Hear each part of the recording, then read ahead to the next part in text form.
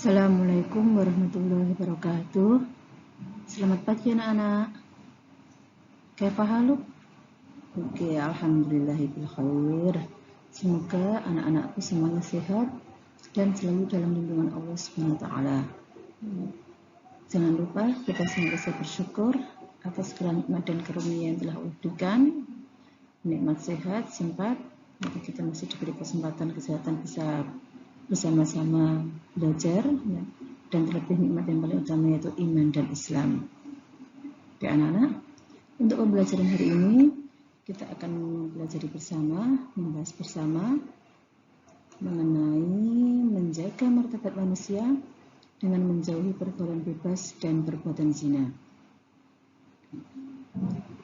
Dasar hukum yang menjadi landasannya adalah Quran surat Al-Isra ayat 32 dan An-Nur ayat 2. Mari kita coba analisis bersama-sama. Boleh dibuka Al-Qurannya atau modulnya.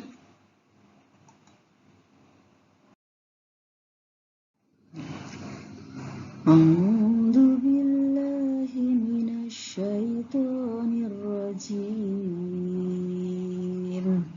Bismillahirrahmanirrahim.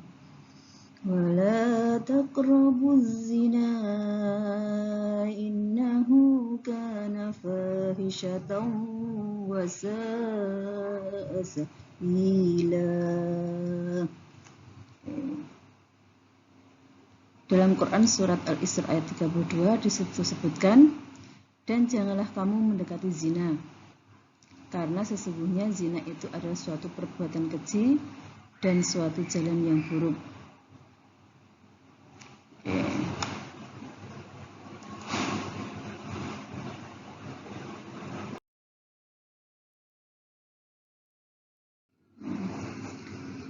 Kompetensi yang ingin dicapai dari materi tersebut adalah menganalisis Quran surat Al-Isra ayat 32 dan An-Nur ayat 2 tentang larangan pergaulan bebas dan perbuatan zina, memahami manfaat dan hikmah larangan pergaulan bebas dan perbuatan zina, membaca Quran surat Al-Isra ayat 32 dan An-Nur ayat 2 sesuai dengan kaidah tajwid dan makhrajnya, serta mendemonstrasikan hafalannya. Dari kompetensi itu kemudian kita turunkan jadi tujuan pembelajaran, yaitu diharapkan nanti para siswa anak-anak bisa mampu menganalisis Quran surat Al-Isra ayat 32 dan An-Nur ayat 2 serta hadis tentang larangan pergaulan bebas dan perbuatan zina. Kemudian memahami manfaat atau hikmah dari larangan pergaulan bebas dan perbuatan zina.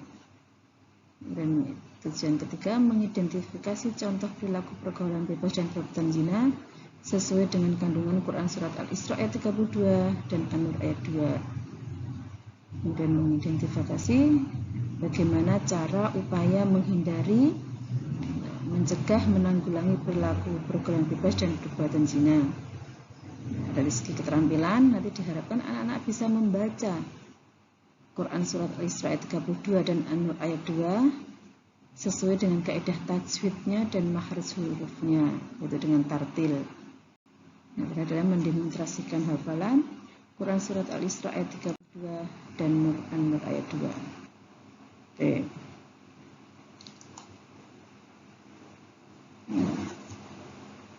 Silahkan dicermati gambarnya.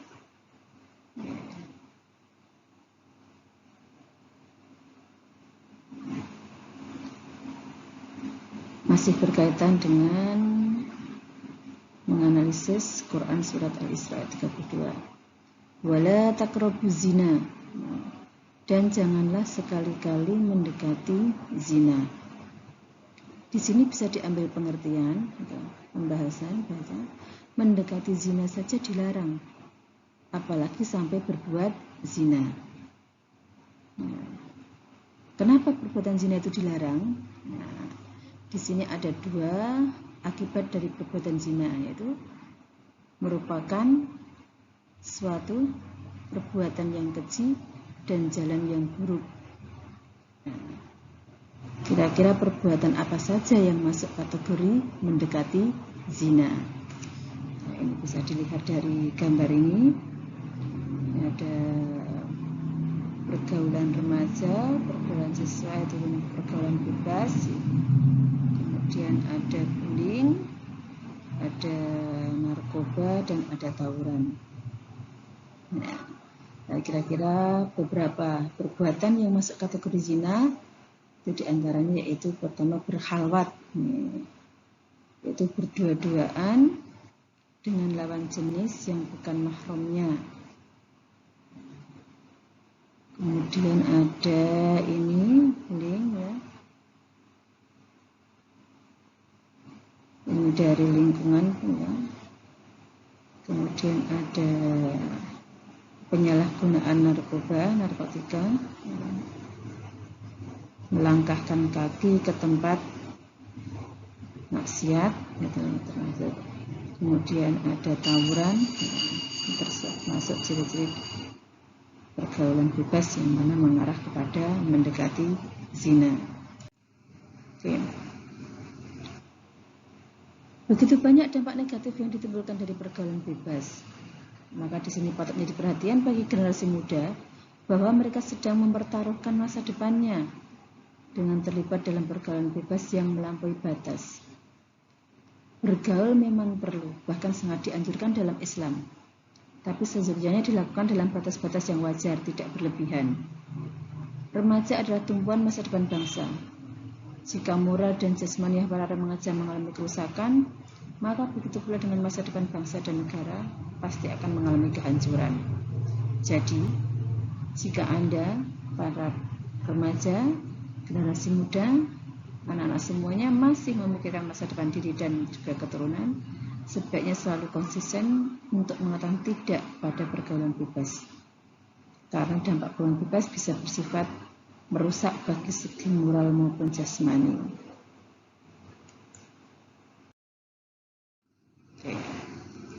Nah, sekarang kira-kira apa toh yang dimaksud dengan pergaulan bebas itu? Ya, karena memang Islam menganjurkan kita untuk bebas bergaul dengan siapa saja, ya, tidak membedakan dari keturunan, warna kulit, pendidikan, agama. Makanya kita mengenal adanya toleransi, ya. Silahkan monggo bergaul dengan siapa saja, tapi ada batasan-batasan dalam pergaulan. Lah yang dilarang di sini adalah pergaulan bebas. Pergaulan bebas adalah salah satu bentuk perilaku menyimpang yang melewati batas kewajiban, tuntunan, aturan, syarat, dan bersama. Pergaulan itu kan adalah interaksi antara individu dan individu lain atau kelompok. Bebas artinya terlepas, ya, hilang kendali bisa jadi, ya. Terlepas dari kewajiban, aturan, tuntunan, norma agama maupun norma Pancasila. Oke, berikut ini adalah ciri-ciri dari pergaulan bebas. Yang pertama, memiliki rasa ingin tahu yang berlebih pada hal-hal yang bersifat negatif. Kemudian melakukan pemborosan uang untuk membeli barang yang kurang penting karena mengikuti tren atau mode. Kemudian menggunakan obat-obatan terlarang untuk memenuhi keinginannya. Karena banyak masalah, kemudian mengonsumsi obat-obat terlarang yang bisa menghilangkan masalahnya, katanya. Kemudian kecanduan menonton konten pornografi hingga melakukan seks bebas, mengonsumsi alkohol atau minuman keras, mudah mengalami gelisah, tidak sabar, emosional, marah, dan selalu ingin melawan, kurang bertanggung jawab, tidak mendengarkan nasihat orang tua, mengalami tekanan emosional, mengikuti pesta hura-hura yang tidak bermanfaat sama sekali, dan mencuri demi mendapatkan apa yang diinginkannya. Itu beberapa ciri dari pergaulan bebas. Oke, lanjut.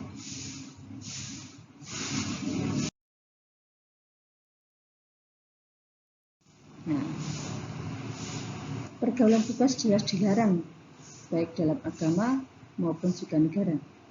Nah, kira-kira faktor-faktor yang menyebabkan pergaulan bebas dan perbuatan zina itu apa saja? Nah, di sini kita lihat ada beberapa faktor, yaitu kurang lebih ada 5. Yang pertama itu kontrol diri. Salah satu penyebab dari munculnya perilaku pergaulan bebas adalah lemahnya kontrol diri. Seseorang yang memiliki nilai rendah tidak bisa membedakan mana yang baik dan buruk. Ini membuat potensi anak lebih besar untuk melakukan tindakan yang melanggar moral, nilai-nilai baik itu agama maupun kemanusiaan. Yang kedua, faktornya adalah gaya hidup modern. Salah satu penyebab program bebas sering terjadi pada remaja jika seseorang mengikuti tren yang ada pada waktu itu, biar tidak ketinggalan zaman bahasanya. Yang ketiga yaitu kurangnya nilai keagamaan. Dengan menanamkan pendidikan agama sejak dini, diharapkan sejak awal, sejak usia dini, anak-anak sudah mendapatkan pendidikan agama, sehingga perilakunya sejalan dengan aturan-aturan yang ada dalam agama. Yang keempat itu faktor keluarga. Kurangnya perhatian dari orang tua, mungkin orang tuanya yang terlalu sibuk, atau mungkin karena broken home, itu menjadi penyebab salah satu pergaulan bebas tadi. Dalam hal ini tentunya keluarga seharusnya menjadi pendidik utama dan paling pertama dalam kehidupan anak, sehingga anak merupakan pendamping serta dukungan yang baik dari orang tua dan keluarga. Karena jika kontrol orang tua kurang memadai, maka hubungan itu menjadi kurang harmonis dan timbul konflik sehingga anak-anak mencari pelarian.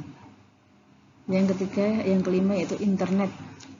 Berkembangnya teknologi itu selain memberikan dampak positif juga negatif. Salah satunya dampaknya adalah anak-anak bisa mengakses apa saja, tapi kalau tidak bisa memfilter, tidak bisa menyaring, maka dia akan terkena imbas negatif dari kemajuan internet tersebut. Oke. Nah, di sini kami cuplikan salah satu hasil karya anak negeri, yaitu akibat pergaulan bebas, yang mungkin anak-anak sudah pernah menyaksikannya di tayangan televisi, yaitu 2 garis biru, di mana itu masih anak SMA yang terlibat terlalu jauh dalam pergaulan. Nanti bisa disaksikan sendiri. Oke. Nah, lihat tuh dampak negatif dari pergaulan bebas dan perbuatan zina. Nah, yang pertama yaitu menghilangkan kewibawaan atau kesucian diri, atau menghilangkan kehormatan. Karena biasanya anak-anak atau remaja yang sudah jatuh dalam pergaulan bebas akan cenderung mau melakukan apa saja, sehingga kadang masyarakat pun memandang rendah padanya. Kemudian bisa menyebabkan kefakiran baik materi maupun non materi, karena dituntut oleh tadi tren gaya hidup, kemudian mungkin juga karena mengikuti tuntunan lingkungan juga, jadi dia mau mendapatkan apa saja bahkan dengan jalan yang tidak benar.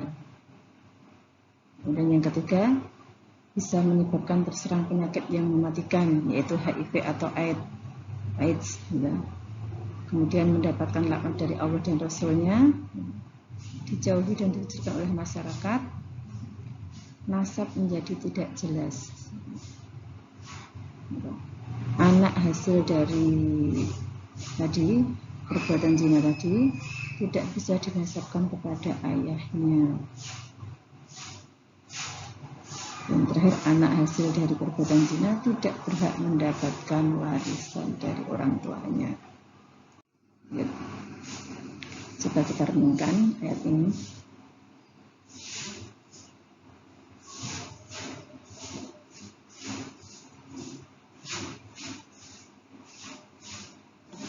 Surat An-Nur ayat 2. A'udzu billahi minasyaitonir rajim. Bismillahirrahmanirrahim.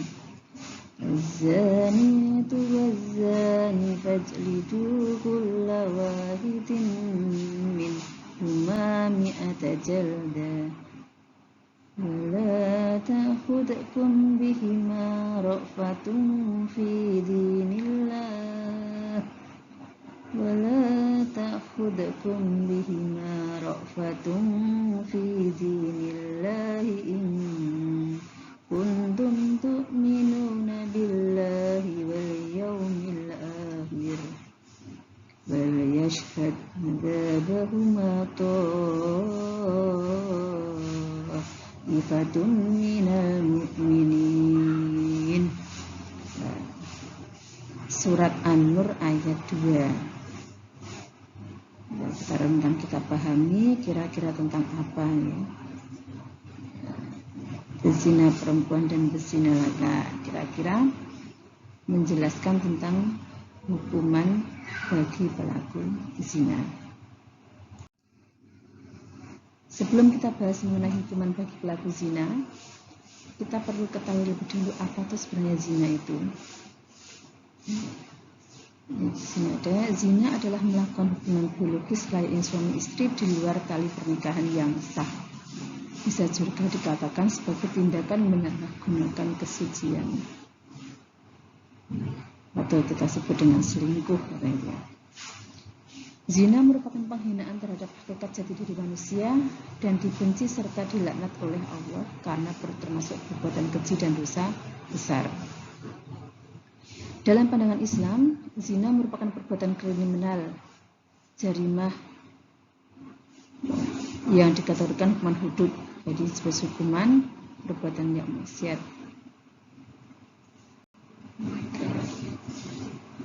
Lanjut.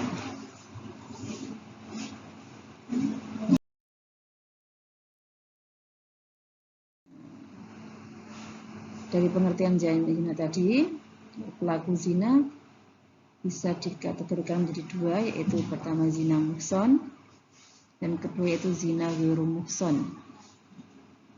Zina muhson yaitu zina yang dilakukan oleh orang yang sudah balik, berakal sehat, merdeka, sudah pernah menikah secara sah. Maksudnya adalah zina dilakukan oleh suami, istri, atau dengan kata lain selingkuh tadi ya. Sementara zina ghairu muhson adalah zina yang dilakukan oleh laki-laki maupun perempuan yang belum pernah menikah. Kita lanjut.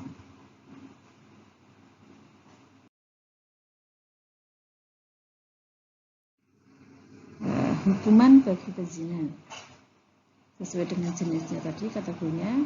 Hukuman bagi pezina terbagi menjadi dua. Bagi pezina muhson yang sudah pernah menikah tadi, maka hukumannya adalah dirajam, dilempari batu sampai meninggal dunia. Sementara pezina ghairu muhson, hukumannya adalah yaitu didera 100 kali dan diasingkan selama 1 tahun. Kesimpulannya begitu. Oke. Coba kita renungkan sejenak.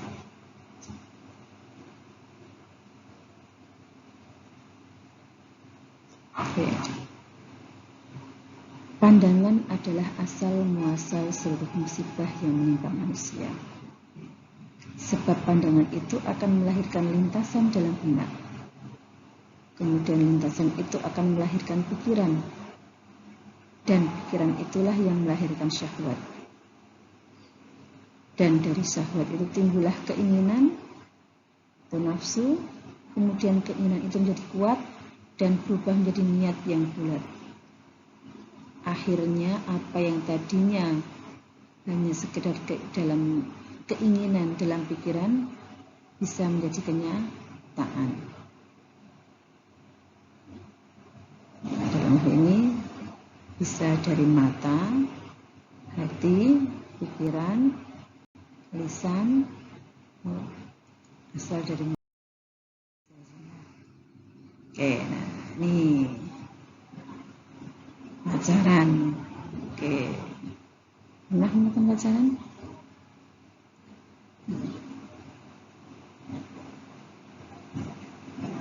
Di sini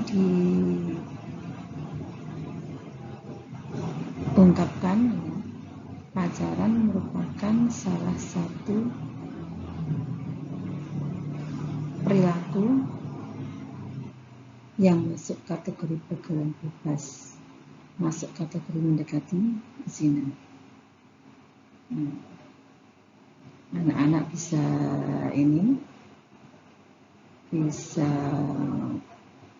pahami sendiri kira-kira pacaran itu apa toh? Kenapa bisa disebut sebagai perilaku perbuatan yang masuk mendekati zina? Ya mungkin kita bisa amati untuk memahami, mengatasi sesuatu kita nggak perlu mengalami ya. Kita amati bagaimana gaya aktivitas berpacaran anak-anak zaman sekarang ini. Tidak ada pacaran dalam Islam. Lebih baik menikah dulu baru pacaran, betul? Nah, kira-kira kegiatan aktivitasnya apa ketika pacaran? Itu masuk kategori mendekati zina. Jelas itu dilarang dan hukumnya adalah haram. Nah, setelah kita melihat, mempelajari dampak-dampak negatif penyebabnya, kemudian dampak akibatnya dari pergaulan bebas dan perbuatan zina tadi, yang lebih banyak negatifnya daripada positifnya. Nah, kira-kira bagaimana cara upaya kita untuk menghindari pergaulan bebas dan zina tadi? Ini ada beberapa kiat cara. Yang pertama, menjaga pergaulan yang islami dan sehat. Dalam Islam diatur bagaimana bergaul, akhlak dalam pergaulan, bergaul dengan yang lebih tua, yang lebih muda, dengan teman sebaya, dengan lawan jenis. Itu semua ada dalam aturan Islam. Nanti anak-anak bisa membaca dalam link yang besar itu, atau mungkin cari dalam referensi yang lain. Karena lingkungan, pergaulan atau kita sebut dengan lingkungan, lebih ke lingkungan tadi, akan banyak memberikan dampak pengaruh dalam kehidupan seseorang. Yang kedua, menjaga aurat dan kesucian diri. Lebih untuk sekarang ini ya, menutup aurat. Apakah kita sudah sempurna menutup auratnya? Bisa dilihat dalam Quran surat An-Nur ayat 31. Menjaga pandangan, bagaimana kita menjaga pandangan dengan lawan jenis, dengan yang bukan muhrimnya. Kemudian menjaga kehormatan, menjaga diri, membentengi diri, mujahadah an-nafs, kontrol diri juga bisa. Yang terakhir, meningkatkan aktivitas yang positif, misalnya mengikuti kegiatan-kegiatan yang positif, kegiatan ekstrakurikuler, kegiatan keagamaan, pergi ke masjid taklim, tidak melangkahkan kaki ke tempat-tempat maksiat, lebih baik melangkahkan kaki ke tempat majelis ilmu, dan kalau memang masih kuat keinginannya, maka untuk melakukan zina, maka dianjurkan untuk berpuasa.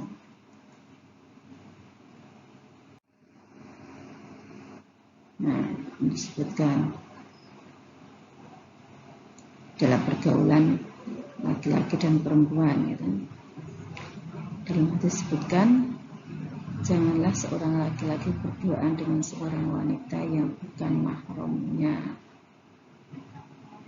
Itu termasuk mendekati zina ya. Atau kita sebut berhalwat. Jadi kalau ada laki-laki dan perempuan yang mahramnya berdua-duaan, apalagi ke tempat sepi, maka yang ketiganya adalah setan. Nah, yang mana setan itu punya misi untuk menggoda, menjerumuskan manusia. Nah, yang terakhir bisa mengendalikan diri, mengendalikan nafsu dengan memperbanyak puasa. Wahai para muda, barang siapa di antara kalian mampu untuk menikah, maka menikahlah. karena menikah itu bisa menundukkan pandangan dan menjaga kemaluan. Tapi barang siapa yang tidak mampu untuk menikah karena memang belum mampu, maka berpuasalah, karena puasa itu dapat menekan hawa nafsu. Oke, sampai sini dulu. Ada pertanyaan anak-anak? Oke, kalau tidak ada pertanyaan, kita cukupkan sampai di sini dulu pembelajaran hari ini. Kita lanjutkan pekan depan. Kalau misalkan masih ada yang kurang jelas, nanti silahkan dicatat. Minggu depan kita bahas bersama. Oke, cukup sekian dulu. Akhir kata, ini masih ada hikmah ini. Larangan zina, oke, belum menciptakan dengan zina harmonis, memelihara kesucian jasmani. Nah, tadi hikmah larangan, kenapa dilarang berbuat zina tadi ya. Oke, bisa dibaca sendiri. Menjaga kesehatan jasmani rohani, memelihara kesucian, kehormatan, kehidupan harmonis dalam keluarga, kehidupan masyarakat yang terlepas dari fitnah dan nikmat. Sekian dulu, terima kasih. Akhir kata, Assalamualaikum warahmatullahi wabarakatuh.